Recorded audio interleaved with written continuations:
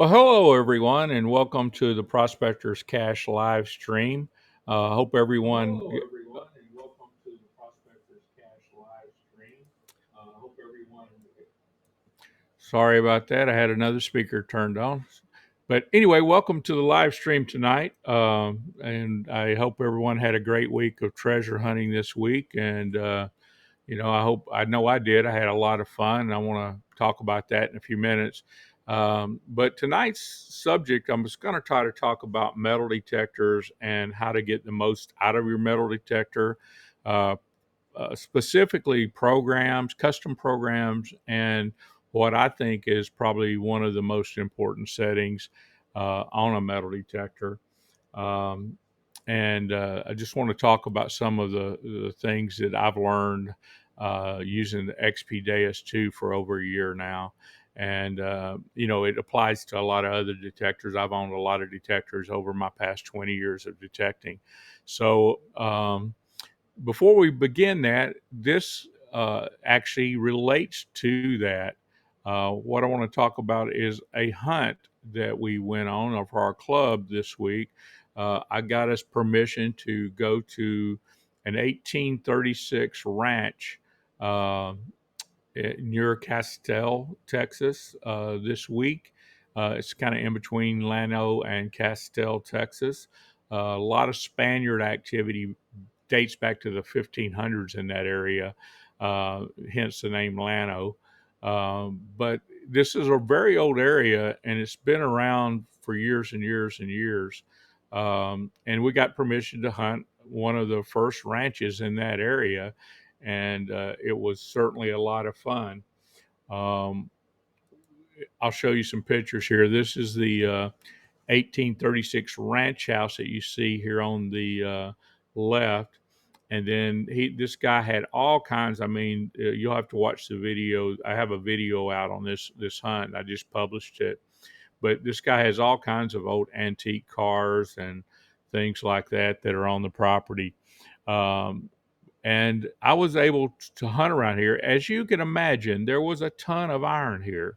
And so setting up your metal detector properly is one of the biggest things that you can do is learning your detector. And I certainly learned a lot about my detector on this particular hunt, basically because it was machine gun iron. The iron in the ground, I mean, it would just go constantly grunting at me with that grunt iron sound you get with an XP-2. And occasionally you'd get a blip in there. And I used a program called the Sweeper program that you find uh, NC Relic Hunter, Michael, and Brian from Southern Relic Adventures. They've kind of worked the details out of this Sweeper program. And I use this as this old 1836 ranch house. And I got to tell you, that Sweeper program, just the way Brian described it in his live stream, worked pretty darn good. But I had to make a few adjustments, and that's what I want to talk about later in this live stream is what adjustments you need to make to your detector and how to learn your detector and basically make adjustments on the fly. Um, so this old ranch house from 1836 was a lot of fun to hunt, and I did have some good finds, and a lot of other people that were with me from our club had a lot of good finds. I'll show you.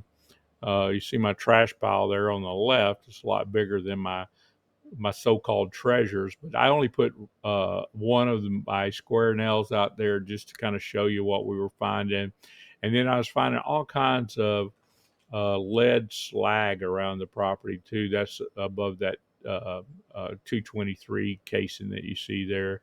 But I did find three silvers. Not a lot, but like I said, I was spending more time using this sweeper program, trying to figure out my detector more than anything, and uh, basically, learning your detector is hardest thing to do because I mean all detectors are a lot different, and I'll go into some of that in a few minutes. But first of all, I wanted to welcome some of our people on here. Uh, we have 79 custom jigs on there. It's David. David has a channel. He shows how to build crappie jigs, build mining equipment. Uses a knocked up the legend metal detector. And David is my hunting buddy. I go hunting with him a lot. Also, we have NC Relic Hunter. That's Michael, and Michael's a lot of times on Southern Relic Adventures live stream, and I suggest you go visit, Southern Relic Adventures live stream. That's where I got the sweeper program off of, and I really enjoyed that. Um and So that was a really good program, and I really, really going to go into how I made adjustments and tweaked it for the site. Well, hello, stink ass cat. How are you doing tonight? I hope you're doing well. And we got Mike on here. He's asking a question here. He says, around what year was that house 1836 still occupied? Michael, it's still occupied today. I put my video up on hunting that house, and the landowner, the rancher, uh, gave a short introduction to that house, and it was occupied by a Confederate colonel that helped found the town of Castile. And Castile was founded in 1841. So this house was founded before the town of Castile, which is one of the oldest, towns in this area. Llano's been around since 1809 officially, but there are a lot of Spanish, conquistadors came up through here looking for silver. I mean, I'm sure you've probably heard about treasures like the Lost Bowie mine and, the San Saba mine and things like that. Those are some of the mines they found in this area and some of the things they've done. But this house is still occupied today. It is a working cattle ranch, and uh, I'll go back to the slide there. You'll see it is got curtains and everything. They've remodeled the inside of this house, and it's a nice home. And I was more impressed with the amount of cars that they had around this home than anything. They had all kinds of vehicles and stuff around there. So, I mean, they had internationals that were, international scouts that were dating back to the late '60s. They had, I think, the oldest truck they had on that property. David was there; he can probably correct me, but I think they had a 1950 Dodge pickup truck that was the original ranch truck on that property. But anyway, it's still a working cattle ranch, and they're still using it, but they give us permission to go out there and hunt. And we had a bunch of club members show up, and they have found a lot of great stuff on this property. And Yeah, that is a old house in our part of the country. I mean, there are older homes, like I said, that date back into the 1500s, but those are all Spanish in origin. I've found some 1500 Spanish reals here. David says that truck was a 52, so that's the oldest truck I saw on the property. Anyway, I put pictures of all those in the video for people to go check out, and it was a lot of fun hunting this property. It was machine gun iron. I know NC Relic Hunter and uh, Southern Relic Adventures hunt machine gun iron all the time. When I say machine gun, it was constant iron, and that's what I want to get into talking about some tonight. Is some of the adjustments that I made to the sweeper program, but I don't want to really talk about just the XP Deus 2. I want to talk about what MindLab calls sweep speed, what the Deus 2 we call it the reactivity. On the Nocta Legend they call it recovery speed. Basically, all that is, being a computer geek and working as a software engineer, is the refresh time on the microprocessor. So for instance, if they slow the refresh time on the microprocessor down, the microprocessor responds slower to the signal, which will give it um, a little more time to pump energy into the ground. Hence, uh, you'll get a lot of a lot more depth because it's punching energy into the ground a little bit longer. And if you increase the clock speed to that microprocessor and stuff, and increases that number, the recovery speed goes up, but the power in the ground is shorter. Therefore, you know, it's sending the signals at a shorter intervals, and it kind of picks through the trash a lot easier. For instance, on the XP Deus 2, you can adjust the reactivity from 0, which is really deep, but if you have targets that are close together, it won't pick them up. Uh, it won't. It'll average the two targets. Let me show you what I'm talking about.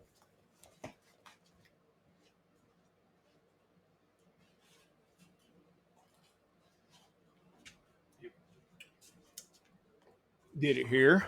If we had these two targets and they were right next to each other, and we had a recovery speed or sweep speed or reactivity set really low, like to 0, what would happen is it's the machine would take and analyze the whole group of these two signals, and it wouldn't separate the two. And as you sweep across it at that slower sweep speed, it would take and average these two numbers together. So, you would basically have the averaging of these two targets. If you turn the recovery speed or reactivity or sweep speed up higher to a higher number, what would happen is it would pick this target out and have time to recover and pick this target out. But what happens is it decreases the depth because the signal is putting energy in the ground for less time. I hope that explains how recovery speed works.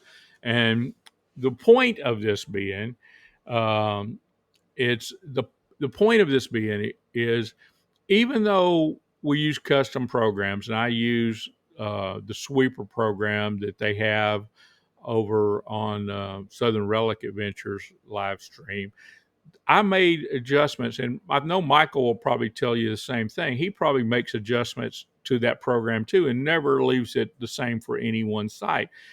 As I hunted around the house, which was full of iron, I set my recovery speed up to 3 to kind of give me better separation between the iron and the good targets.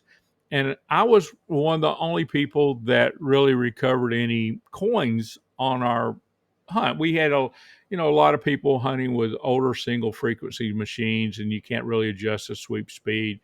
So, what they call that is target masking, where the iron would mask the coin if you had to set recovery speed and you couldn't adjust it. So what it would look like is it would look like that. It'd look like all you're getting is a piece of iron. Whereas if you set your recovery speed a little higher, it would separate these two targets, and I would hear a high pitch for this, and I'd hear a grunt for this. So you get that little ping in between things, and that really helps you a lot when you're in heavy trash. Now, do you want to run like that? No, you want to adjust it for the amount of trash that you're getting or amount of iron you're getting in the area. Uh, so what I did in their sweeper program is I changed my iron volume down to 4 so it wouldn't drive me nuts. And I changed the reactivity up to 3 when I was hunting in the heavy iron, and I also set an offset to 10 on this, and it really helped the separation a lot. I eventually went up to an offset of 15, but it was separating a lot, but the numbers on the VDI weren't reading right. So I went back down to what's called an offset of 10. Now, what offset does is it gives you a number offset between iron and your good targets. So it's going to change your VDI some. So with that being said, that's how I adjusted around, made the adjustments for around the house. But when I got out into the field, there wasn't so much trash, so I bumped my reactivity down to 1, and I got a lot more depth on stuff. And that's where I picked up one of those mercury dimes I picked up that I showed you earlier at that deeper depth. So it's just one of those things that you have to play with your machine and learn your machine. Now, could I went out there and hunted this probably so with a factory setting on sensitive full tones I could have, but it wouldn't have sounded as good. I made adjustments the way I like to hear stuff. And pretty much everything that they said in that sweeper program is the way I normally run my sensitive full tones programs, even for coin hunting and underwater. That's kind of what I set it on. I just make adjustments between full tones and pitch tones, and then also sometimes switch from high square to PWN, just depending on what I'm doing. That's on the XP Deus too, and you can do similar things on other things. And Michael says he loves hunting machine gun iron.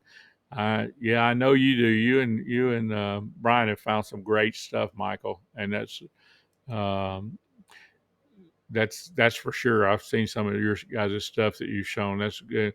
And Michaels also says, right, that's why signal tone is shortened and reactivity as the reactivity increases. That's right. I mean, you don't hear as long a beep as you hear normally on the detector. For instance, if you're running 1.5 reactivity, it's going to give you a nice long beep sound. But we're running reactivity of, 2.5 or 3, it's going to go beep, and that's kind of the way it sounds. And David, I'm wondering about you, man. He says he loves my legs. Huh? I never had a guy tell me that before, David. I'm flattered. Anyway, uh, Michael says I usually run reactivity from 2.5 to 3 in heavy iron like you. Yep, that's it. And I have also had good luck with running reactivity higher and highly mineralized soil as well. Yeah, we don't have a lot of mineralized soil around here. We do have a little bit of black sand to deal with down near the rivers, but it's not too bad. Um, uh, no. So David's asking a really good question. He says, "How do you set up your sweep speed for water?" So in water, obviously you can't swing the coil as fast, right? So typically I run my sweep speed down around zero point 0.5, which is really, really slow because I'm moving the coil so slowly. And typically in rivers, the targets will hit the rivers around here anyway, they hit a hard clay layer and the coins and stuff doesn't go very deep. So typically I'm not looking for deep targets at all. But the reason I set the sweep speed lower is it just seems to make the coil bigger around. And in other words, if I hit a target with the edge of the coil, it just sounds so much better. I don't have to be right over the center of the coil to get a signal, and kind of zones me into the target a little bit better. So if you're running a low sweep speed like that, and you get even close to the target, then that kind of draws you into where you can kind of pinpoint on the target a little bit better. Um, but if you're running a high sweep speed, what I've noticed is the coil gets smaller in diameter. Actually, I mean, it doesn't pick the signal up as good on the edges of the coil as well with a higher sweep speed. So I like running low sweep speeds in the river, and that's basically because underwater you just can't move the coil that fast anyway. And then also I'm running a smaller coil underwater, a 9-inch coil, because I don't want all that water drag on it. So a 9-inch coil is what I use underwater, and I wish XP made a smaller coil actually, but the 9-inch coil is what I'm currently using. And a lot of our rivers have cracks and crevices and bedrocks that the rings and jewelry get caught up in. So a smaller coil would do better, but right now, the only choice we got with an XP is the 9-inch coil. And to make that coil a little bit larger and cover a little bit more ground, I use a lot lower reactivity.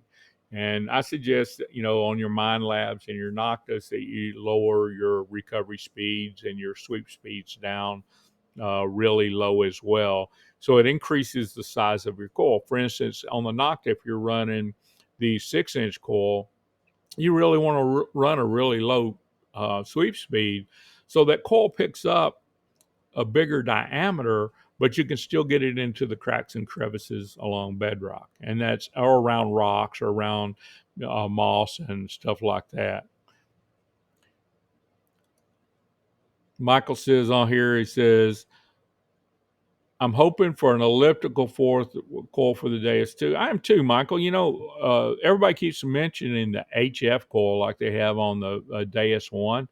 Um, that HF coil would be a great one. I mean, especially for us gold prospectors. As you notice, the sign back here says Prospectors Cash. Well, that's where I started being a gold prospector. And I still love gold prospecting. And the elliptical coils that are running higher frequencies are the way to go. As you go up in frequency, um, I saw a thing a few years back where a guy did a study and said the resonant frequency of gold for electrical signals is around 68 kilohertz. So I think the high frequency coil that they got for the DS1 goes up to 71 kilohertz, which has that covered.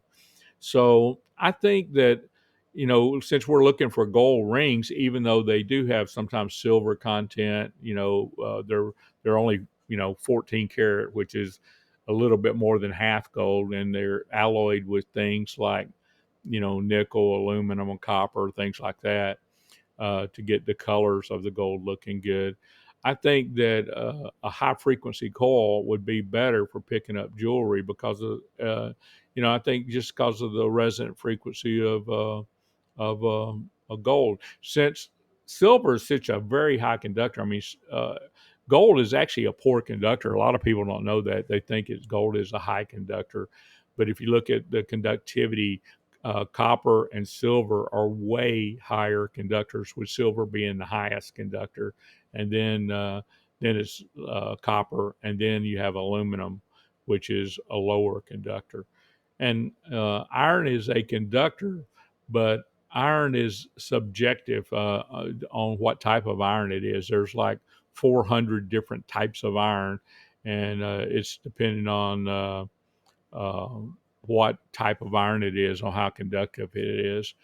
For instance, one old can of soda made of one type of iron is different from another old can of soda that's made because the conductivity of the iron is different. 79 Custom Jig says, I hear on Facebook that Nocta is coming out with waterproof bone conducting headphones. Hmm.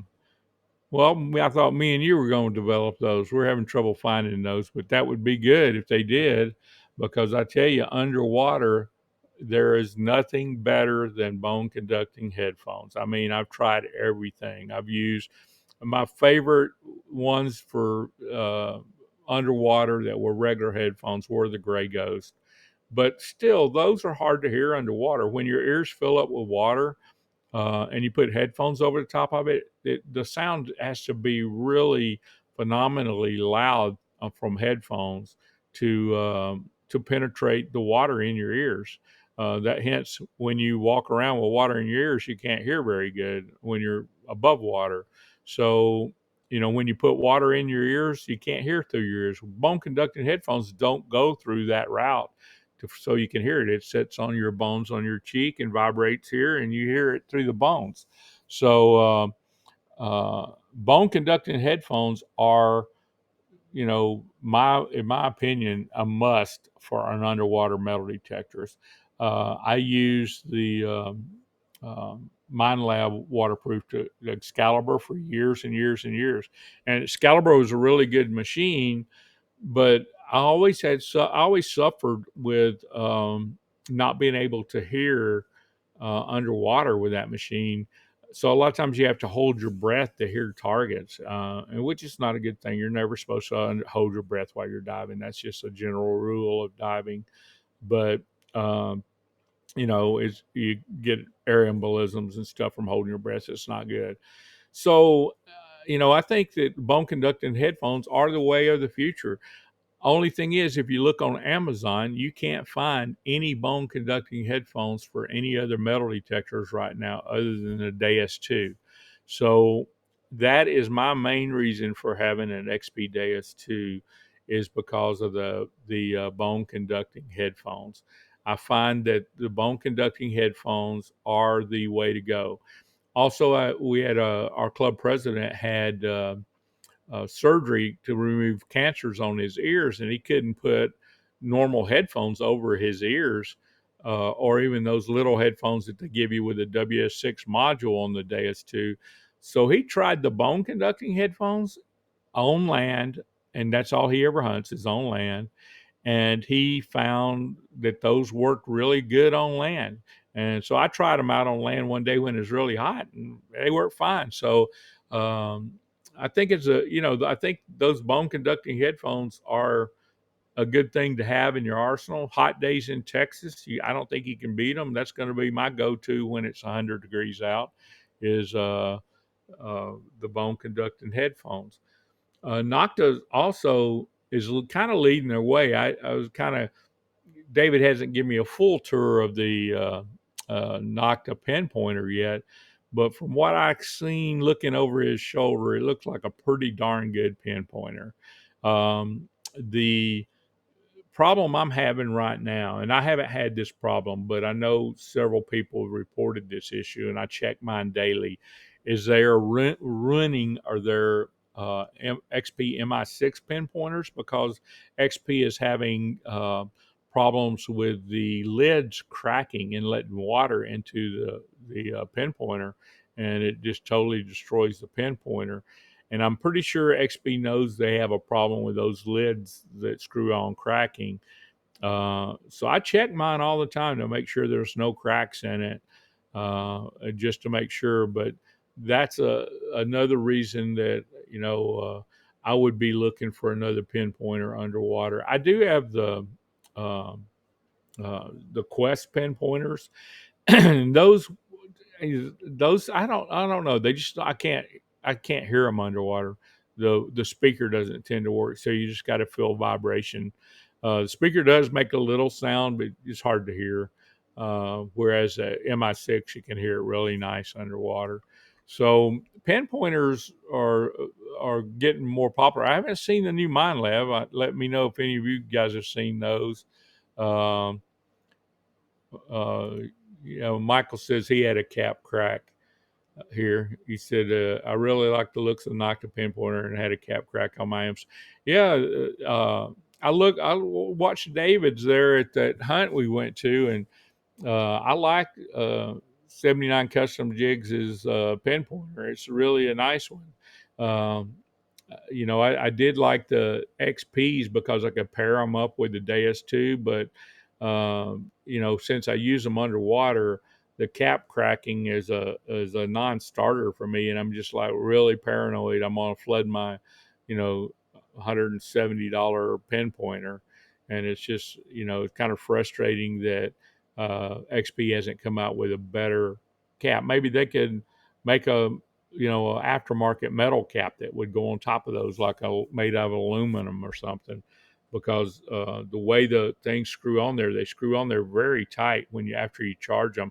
So tight sometimes it's hard to get them off, and I've actually had to use channel locks to get mine off one time before, which is not helping the cracking issue at any point. But I mean, the way they screw on is just so tight, it's ridiculous.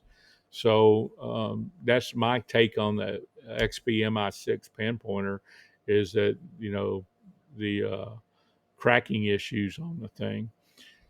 Another thing, from what I hear, the Mind Lab pinpointer is supposed to be really good too. I haven't seen one. I think they're coming out with that in response to Nocta, because as soon as Nocta come out with their simplex for the low price, they Mind Lab come out with the Xterra you see sitting over here. They come out with one of those, and to answer for the simplex. And as soon as Nocta comes out with their pinpointer, here comes Mind Lab announcing their pinpointer.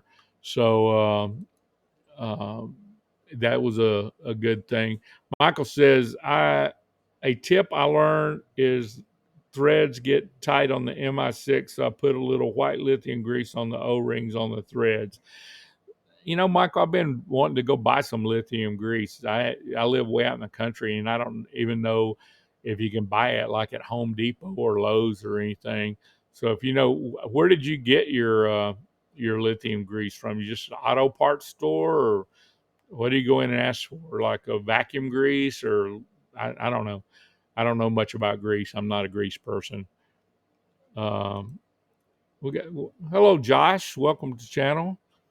Josh Staples says, I've got a tech point and not sure where that rates. I've never heard of a tech point. So I don't know. Maybe somebody else is um familiar with that, Josh. I've never heard of that brand. I mean, I know the major ones like Garrett and Nocta and MindLab and XP and Quest, and I know there's a lot more out there. I know the White's one was real popular for a long time, but White's went out of business and they're hard to get. I've seen some of the old White's pinpointers selling for $300 now because people still want them. Michael says we can get that lithium grease at Amazon, he believes. I'll check that out, Michael. Oh, my buddy David says he carries some in his dive bag. Well, I might get a little bit of that and put on my pinpointer there from you, David. That would be good. Like I said, I don't have any. I know they use it for like vacuum grease for getting good seals on things and stuff like that. But I've never bought any, and I don't, I've never used any. So uh, that's something I'll need probably look into getting some of that. The top of my pinpointer's been okay, and like I said, I've had mine for over a year now, and it hasn't cracked. But there is a issue with them cracking. I know over on Mental Metals channel, um, he did a short take about his concerns. He's bought a brand new one, and it was cracked right out of the box. Uh, we have Brian on here from Southern Relic Adventures. Brian, we've been talking about you all night long. I've been talking about using your sweeper program at a relic site that I went to from 1836. I'll just show you a picture of the old house. People still live in it. And I went to this house with our club, and it was a machine gun iron, and I was able to pull targets out of there when very few other people were able to pull targets out of there, Brian. So it was awesome. I love your sweeper program. We were talking about reactivity, um, how that is probably the only thing I adjusted on your sweeper program that made a big difference in hunting that machine gun iron. I went up to a 3 reactivity, and that got a little unstable. But I found 2.5 was manageable, and this place was just loaded in iron. I mean, it just sounded crazy in there. And I've suggested everybody on here go over to your live stream that you did on the sweeper program and look it up. It's a um, great live stream. I went back and looked at it right before I came on here, and made sure that I hadn't changed any other settings other than reactivity. And that's the only thing I changed, Brian, and it worked great. And like I said, we had other people out there using XP Deuses and other multi frequency machines, and they weren't finding any coins, and I was picking them out of that iron. So so that was awesome. I mean, it worked well. I was able to get in amongst that trash and find some good coins, and it was uh, really awesome things. NC Relic Hunter saying, Josh, I think the Tech Point is a pulse induction pinpointer and very good on the beach. I know David uses a vibra probe sometimes, and that's a pulse induction detector, and his seems to work. It's waterproof, uh, waterproof as well. Um, Maybe Southern Relic Adventures has heard of a Tech Point pinpointer. I've never heard of one. We were talking pinpointers, Southern Relic Adventures, before you got on here, and I was talking about how there's Mental Metal. A few other people are saying they got brand new MI6 pinpointers and the lid was cracked on them. And I've had mine over a year and the lid isn't cracked, but it's something I check all the time because I dive and diving with my Blue 3 over here. And since I dive so much, I have to check that because if I get in the water and get it wet, it's going to, it's going to just quit working. And I've tried I got a Quest pinpointer, what they call the one with the magic holster, or, basically you pull it out of the holster and it comes on by itself. That's the Quest pinpointer that I use, and it works okay. Of course, the Magic holster doesn't work underwater, but um, the pinpointer works underwater. I just can't hear it. And we were talking about the new Nocta pinpointer and how well David likes his. And I was looking over his shoulder, and I really like that new Nocta pinpointer. And I can't wait to see the Mind Lab pinpointer, see what it looks like. Pinpointers is one of those things that I think is super, super important, especially when you get in trash.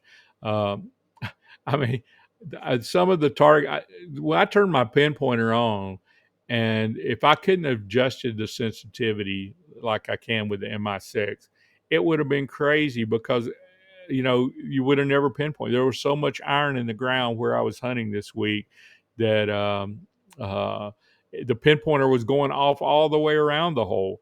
So I had to detune my pinpointer several times just trying to tune in on the silver quarter and the two mercury dimes that I found out of that.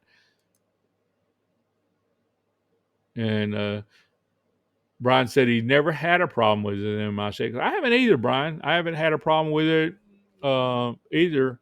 It's mine's worked good. I've had it over a year now. It's worked good. Some of the issues I've had with it is getting the lid off after you crank it down to make sure it's waterproof underwater. You want that lid good and tight. And sometimes when I fasten that down a lot, what happens is the um, lid gets on there so tight that I can't get it off afterwards. So I've actually had to go to channel locks with a rag wrapped around it to actually loosen it up. So that's been my only complaint I've had with the MI6 pinpointer is the lid itself, getting it on and off. And then I've heard all these issues of other people talking about them cracking. I saw Mental Metal, Scott was talking about that he had problems with his. He sent it back to XP and they give him a new pinpointer. But when he got his brand new pinpointer, the lid was cracked right from the factory. So that kind of concerned me a little bit. Um, yeah, the Nocta AccuPoint, man, that's the one I'll be looking at next. I really want one that doesn't have problems with the lid cracking. One I can turn on underwater. I don't have to worry about it getting wet.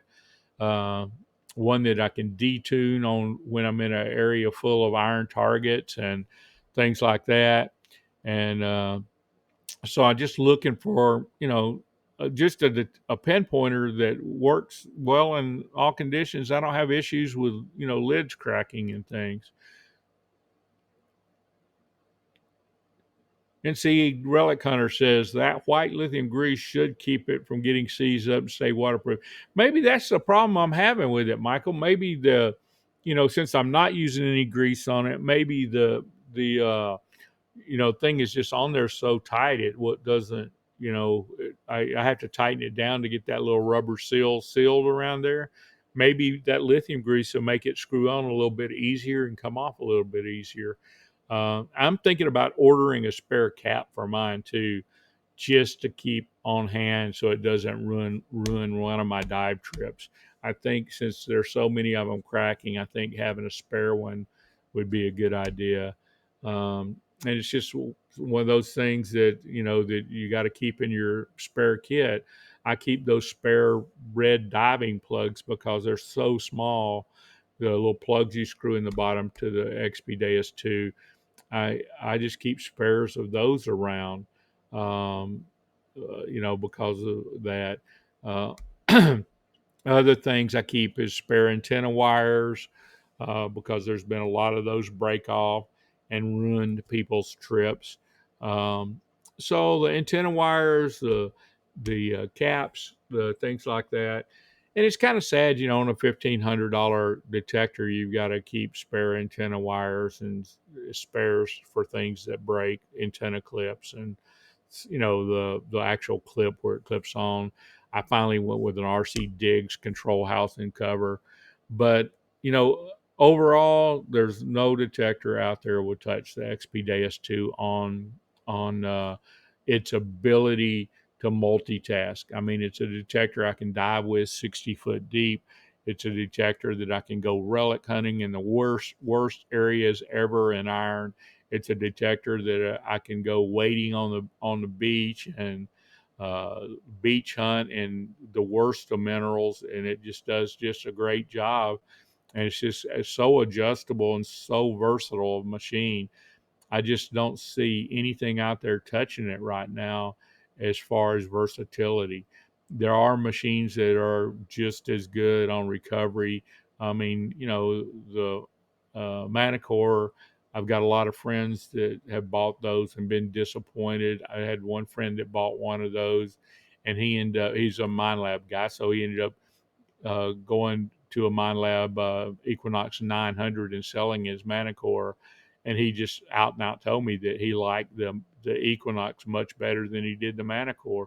So, with that being said, about pinpointers and my soapbox tonight about all of the stuff going on and all that stuff, I'll tell you, any detector you have, what we were talking about earlier, learning how to adjust your detector is key. Programs are great, and there are hundreds of programs. I mean, Tennessee Sharpshooter has the Bird Dog program. Middle Metal has coin hunting programs and beach programs. I know Calabash has a few programs. There are tons of programs out there, but I think the most important thing is not depend on a program, but learn how to adjust your detector on the fly for the conditions that you're in. And I don't know if any of the rest of you agree with me on that, but that's my feeling on programs. I mean, uh, find a good base program. Like I said, I really like that sweeper program because it is a good base program based on sensitive full tones. And I can make a few little tweaks to that, and I can go water hunting, and I can do anything with my detector uh, that I want to based on that one program. And pretty much how Southern Relic Adventures set that sweeper program up, that's how I set my machine up to start with, and then I adjust from there. I mean, you got to have a baseline of where to start. And I got to tell you that sweeper program, in my mind, is a good basis to start on the XP Deus 2. Some of the things I adjust on there are offset, obviously sensitivity. Obviously, we talked about reactivity in length at length earlier. Reactivity is very, very crucial on any detector. In my mind, it's one of the most important adjustments on any detector. Um, I adjust for sound. Sometimes in some areas I use 5 tones. Some areas like beaches and stuff like that, I prefer full tones. Some areas where I'm not concerned about the tonal nuances, I'm more concerned about the target. uh, uh, the target size, I'll switch to pitch tones. So I think that, learning what your machine will do and what sounds it can create, what sounds you're hearing, my hearing, I like higher numbers. I mean, on five tones, for instance, for my high conductors, I run, 940 something kilohertz. So, that's pretty high. Most people are running in the eights.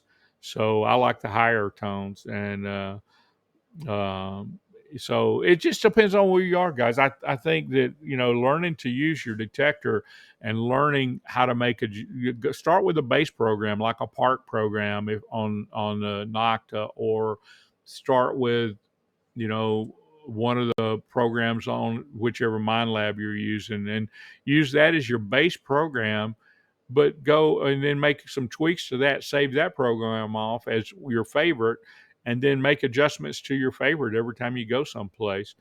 Michael says that I'm glad when somebody agrees with me, by the way, Michael. He says, "You're right, Tom. Adjust to suit the site." Yep. And that's what I found, especially hunting that old 1836 cabin. It had iron everywhere. It's still a working cattle ranch today, and it had iron everywhere. And I would not have pulled those silver coins out, and if I had not played with the reactivity adjustments on that machine, that was so critical to finding those coins. And I just think it's vital that you know how to adjust your machine. I don't know how to say it any other way. Southern Relic Adventure says that's why the Deus 2 is the most versatile machine made. You can make the adjustments that you need to suit your needs and situations. Exactly right. Exactly right. It is a versatile machine. I mean, uh, I mean, I can't I can't sing its praises high enough. Even though I've been complaining about all the little things that break, like the little clips that hold the control box on, and the antenna wires, and the XP MI6 pinpointer caps. All of their stuff is just performance top notch. And those little things that I'm having to work around, like replacing a control box housing with a RC Diggs unit, that those things there I can live with. I mean, but having a machine that I can go have one machine and I do it all. I mean, I go diving. I mean, hunt beaches, hunt relic sites, hunt parks, hunt. I can go gold prospecting with it. I tested the thing on a lot of my gold nuggets that I got laying around here, and it hits every one of them down to little small ones. I've got one on a stick that's the size of a pinhead, and it picks it up. So you can't beat that, especially with a 2.0 update. I just updated to 2.0, and man, that 2.0 update for prospecting really hits nicely. If you guys haven't tried it, I don't know if you guys that's got the Deus 2s. Anybody else tried the 2.0? I've just now plugged it in. Seems to work the same as 1.1, but the prospecting seems a lot uh, more sensitive, I want to say. Yes, multiple tone options are, as well as ability to adjust them even more with equalizer setting. And see, relic hunting is I pretty much I don't the equalizer setting. I don't have it quite figured out. I adjusted it the way several people, specifically Calabash, said to adjust it. I just set it the way they said set it, and it sounds good to me. Basically, the higher frequencies I set to a higher dB level, and the lower frequencies I kind of tuned out with the mid frequencies. I left them stock. And it's just so I could hear the higher frequencies a little bit better. But I haven't really played with that much. It'd be something I really want to try more is the equalizer. Maybe you guys got some input on that, on what you think it works best. Um, but yeah, I do like the tone options you're given with this machine. I mean, the ability to adjust tones for different targets is great. I mean, for instance, when I'm hunting coins only, I set my nickels at the same level as I set my silver at. So a nickel sounds just like a silver dollar to me. I mean, as far as tone goes, so that's when I'm running 5 tones or something, I'll set my nickels to be the same tones as silver. And it's just one of them things that you're so adjustable that you can do that kind of stuff. And some tones like pull tab tones, I turn it down to zero where you can't hear anything. That's with the volume control that we now have. um, if I'm in an area that's just infested with pull tabs, I'll just notch out pull tabs, not by using the notch, but by using the sound. I actually turn the volume off to the pull tabs. So that's some of the tips that I've got on the Deus 2 and what I did this week at the 1836 Ranch House. And if you guys don't have anything else on here today, I want to start signing off here and suggest everybody go over Southern Relic Adventure site and try out his site. If you haven't been there, I really highly recommend that. Uh, if you're watching this in a future time, you'll be able to find Southern Relic Adventures channel on there, I'm sure. So I totally suggest you that. He's also got an Amazon store that he runs with a lot of the products that he recommends. So I suggest you go try that out. And if nobody else has anything, I'm gonna get off of here. And we've been on here about 52 minutes, and uh, so that's been a good long while, and I don't want to keep dragging on and making the show go along all the time. And anyway, I hope you guys enjoyed the show, and God bless you, and get out and do some hunting. We'll talk to you later.